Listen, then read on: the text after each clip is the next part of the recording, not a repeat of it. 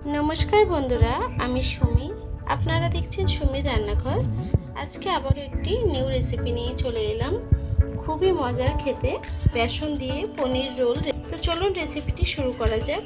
তার আগে আমার ভিডিওটি যদি আপনাদের ভালো লেগে থাকে, চ্যানেলটাকে সাবস্ক্রাইব করে পাশে থাকা বেল আইকনটাকে ক্লিক করবেন, যাতে আমার নিত্য নতুন ভিডিও সবার আগে আপনার কাছে পৌঁছে যায়।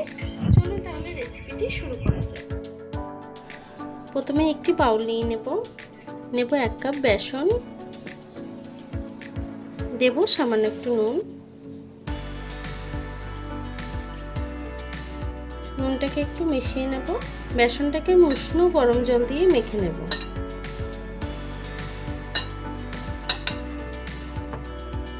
দেখুন আমার বেসনটি কিন্তু মাখা হয়ে গেছে। এখন সাইড করে রাখবো। একটি প্লেট নিয়ে নেব। আমি কিছুটা পনির এটা গ্রেটারের সাহায্যে গ্রেট করে নেব। পনিরটাকেও সুন্দর করে গ্রেট করে নিয়েছি, এটাকেও সাইড করে রাখবো।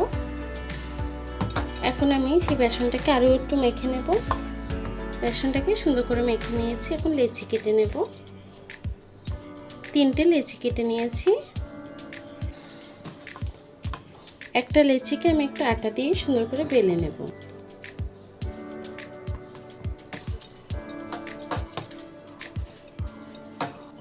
আমি লেচিটাকে পাতলা করে বেলে নিয়েছি। আমি মিডিলে একটু দাগ করে নেব একটা গোল বাটির সাহায্যে। এখন যে পনিরটা আমি গ্রেট করে রেখেছি, পনিরটাকে দিয়ে দেবো সাইড দিয়ে। এখন আমি সুন্দর করে কেটে নেব।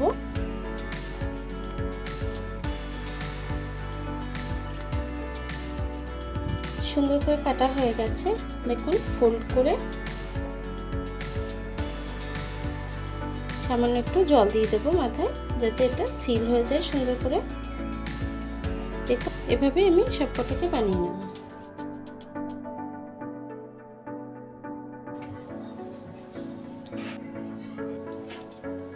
দেখুন বন্ধুরা, আমার সবগুলো কিন্তু রেডি হয়ে গেছে। চলুন তাহলে রান্নার দিকে চলে যাই। প্রথমে আমি কড়াইটি বসিয়ে সামান্য তেল দিয়ে নিয়েছি। এখন দিয়ে দেবো গোটা জিরে। সামান্য একটু গোটা জিরে দিয়ে দিলাম। দিয়ে দেবো পেঁয়াজ, টমেটো আর কাঁচা লঙ্কা একসঙ্গে পেস্ট করে সেটাকে দিয়ে দেবো।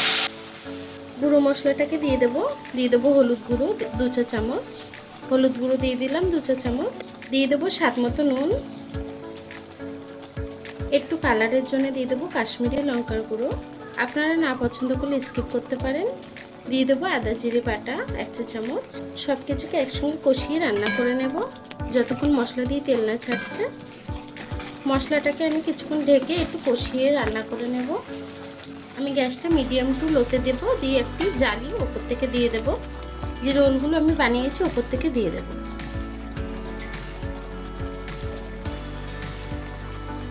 আমি সবগুলো দিয়ে দিয়েছি। এখন একটা ঢাকা দিয়ে ঢেকে দেবো 5 মিনিটের জন্য। দেখুন 5 মিনিট পরে চলে এলাম। এখন আমি ঢাকনাটাকে খুলে নেব। এখন এটাকে নামিয়ে নেব। মশলাটাকে একটু নেড়ে ছেড়ে দেবো। মশলাটা কিন্তু কষানো হয়ে গেছে খুব সুন্দর করে। এখন আমি সবগুলো দিয়ে দেবো। সব স্প্রিং রোলগুলো দিয়ে দেব। আমি সবগুলো দিয়ে দিয়েছি। সুন্দর করে একটু কষিয়ে আমি 1-2 মিনিট রান্না করে নেব। 1-2 মিনিট আমি সুন্দর করে নেড়ে ছেড়ে নিয়েছি। এখন আমি জল দিয়ে দেব। আমি গরম জল দিয়ে দেব। ঝোলটা যতটা রাখবেন সেই অনুযায়ী জলটা অ্যাড করবেন। এটা আমি একটু মাখামাখায় রান্না করব। মাখামাখায় খেতে ভালো লাগে, ওই জন্য আমি কম জল দিলাম। আপনারা আপনাদের পরিমাণ মতো জলটা অ্যাড করবেন। জলটাকে দিয়েও একটু নেড়ে ছেড়ে আমি আরও কিছুক্ষণ তরকারিটাকে রান্না করে নেব। দেখুন বন্ধুরা, আমার তরকারিটি কিন্তু হয়ে গেছে। ঝোলটাও টেনে এসছে। নামানোর আগে আমি একটু ধনেপাতা দিয়ে দেব। ওপর থেকে ধনেপাতা দিয়ে দেব। এখন আমি গ্যাসটাকে বন্ধ করে দেব। তরকারিটিকে এখন নামিয়ে নেব। দেখুন কত সুন্দর হয়েছে, একটু কিন্তু ভেঙে যায়নি। দেখুন বন্ধুরা, আমার তরকারিটি কিন্তু হয়ে গেছে। আমার এই নিউ রেসিপিটি কেমন হয়েছে কমেন্ট বক্সে জানাতে ভুলবেন না। ভিডিওটি ভালো লেগে থাকলে চ্যানেলটাকে সাবস্ক্রাইব করে ভিডিওটি লাইক দিয়ে পাশে থাকবেন। আর এতক্ষণ ধরে আমার ভিডিওটি দেখার জন্য আপনাদেরকে অসংখ্য ধন্যবাদ।